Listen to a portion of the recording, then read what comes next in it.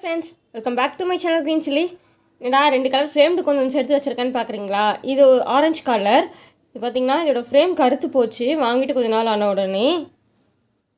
இது நான் வாங்கும்போதே அப்படி தான் இருந்தது. கடையிலேருந்து ஆர்டர் பண்ணும்போதே இது மாதிரி தான் இருந்துச்சு. வீட்டுக்கு வந்த உடனே பார்த்ததுக்கப்புறம் தான் தெரிஞ்சுது. ஏன்னா அவங்க ஃபோட்டோஸ் அனுப்பும்போது ஃபோட்டோஸில் சரியாக தெரியல. ஃபோட்டோவில் வீட்டுக்கு வந்ததுக்கப்புறம் பார்த்தா ஃபுல்லாகவே கருப்பாக இருந்துச்சு.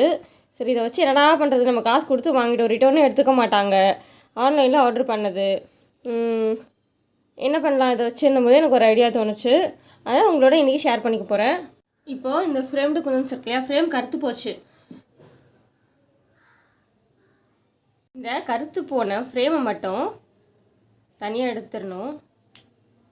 இது கொஞ்சம் வேலை அதிகம்தான், தேவையில்லாத வேலைன்னு கூட சொல்லலாம். ஆனால் நம்ம வாங்கினதுக்கப்புறம் இந்த மாதிரி கொஞ்ச நாள் ஆகிட்டால் கருத்து போனதுக்கப்புறம் நம்ம என்ன பண்ண முடியும், வேஸ்ட் ஆகிடும் இல்லையா? காசு கொடுத்தானே வாங்குகிறோம். தனியாக ஃப்ரேம் எடுத்துக்கலாம். இது கொஞ்சம் டைம் ஜாஸ்தியாகும். நீங்கள் ரொம்ப ஃப்ரீயாக இருக்கிற டைமில் இந்த வேலையை பண்ணிக்கலாம். சும்மா நார்மல் த்ரெட் கட்டர்லேயே நான் இதை ஃப்ரேமை மட்டும் நீக்கிட்டா, ஒரு 2 ஃப்ரேம் நீக்கினா கூட இன்னொரு ஃப்ரேமில் குந்தன் வந்துடுது. இங்கே பாருங்கள், போட்டாலே வந்துடுச்சு. இந்த மாதிரி ஃப்ரேம்ஸ் எல்லாம் தனியாக எடுத்துகிட்டு இந்த குந்தன்லாம் தனியாக எடுத்துக்கலாம். ஃப்ரேமை தூக்கி போட்டுருங்க. இப்போ இந்த மாதிரி ஸ்டோன்ஸு, இந்த ப்ளூ கலர் ஸ்டோன்ஸ் இருக்கு இல்லையா, இந்த குந்தன்ஸை நான் ஃப்ரேம் எடுத்துகிட்டு வச்சுருக்கேன்.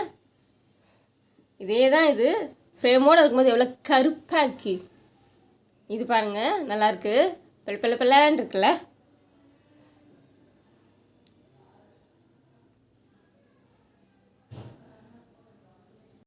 இதுக்கு நான் கோல்டன் கலரில் 2/4 சைஸில் 5mm பேங்கிள் ரேப் பண்ணி வச்சுருக்கேன்.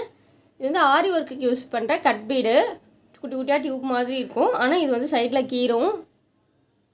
நான் ஏன் இது யூஸ் பண்ணுறேன்னா, இது கருக்காது, லேஸில் கருக்காது, ஆரி ஒர்க்குக்கு யூஸ் பண்ணுவாங்க. ஸோ நான் அதுதான் எடுத்து வச்சுருக்கேன்.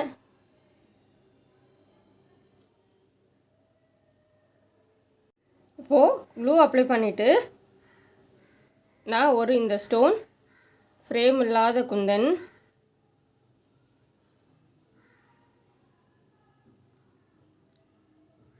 அதுக்கு கீழே இந்த கட் பீட்,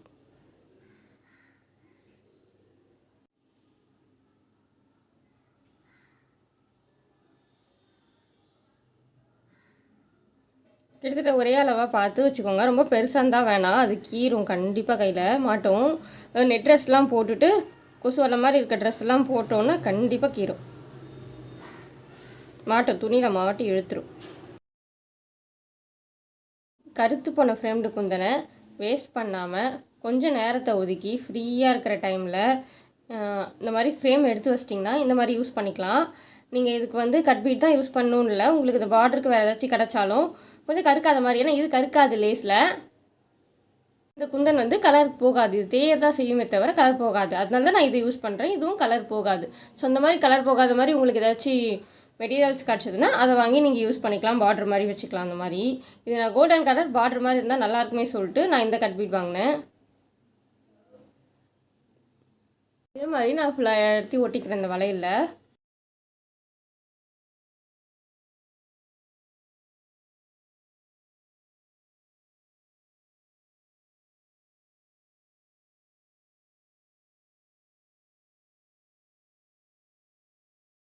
எனக்கு ஃபினிஷிங் இந்த மாதிரி தான் வந்தது.